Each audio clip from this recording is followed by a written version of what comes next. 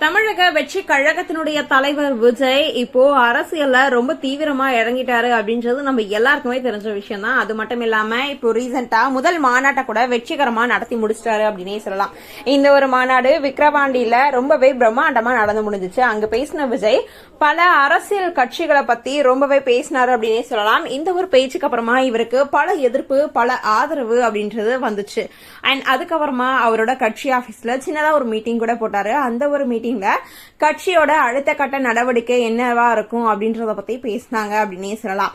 இதுக்கப்புறமா அரசியல தீவிரமா இறங்கின விஜய் அடுத்ததா 2026 எலெக்ஷன்ல எங்க நிக்கலாம் அப்படின்றத பத்தி இப்போ பேச்சுவார்த்தை நடத்திட்டு இருக்காரு அப்படின்றது இப்ப தகவல் வெளியாயிருக்கு. அண்ட் அது மட்டும் இல்லாம நிறைய மாவட்டங்கள்ல இவரோட பேச்சு அடிபட்டுச்சு அப்படின்னே சொல்லலாம். ஆனா இப்போ இவரு தர்மபுரியில நிக்க போறாரு அப்படின்ற நியூஸ் தான் இப்போ சோசியல் மீடியால ரொம்பவே ஸ்ப்ரெட் ஆயிட்டு இருக்கு.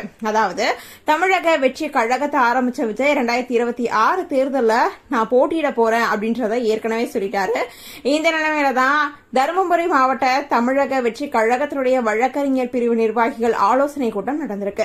இந்த கூட்டத்துக்கு அப்புறம் பேசின மாவட்ட தலைவர் சிவா, விஜய் தருமபுரி மாவட்டத்தில் இருக்க ஏதாவது ஒரு தொகுதியில போட்டியிடுறதுக்காக வாய்ப்பு அதிகமா இருக்கு அப்படின்றத சொல்லியிருக்காரு. இது உண்மையா இல்ல வதந்தியா அப்படின்றத நம்ம வெயிட் பண்ணி தான் பார்க்கணும். அது மட்டும் இல்லாம 2026 எலெக்ஷனுக்கு இன்னும் காலம் நிறைய இருக்கிறதுனால ஒருவேளை தொகுதி வேறுபடலாம் அப்படின்ற கருத்தும் இப்ப வந்துட்டு இருக்கு.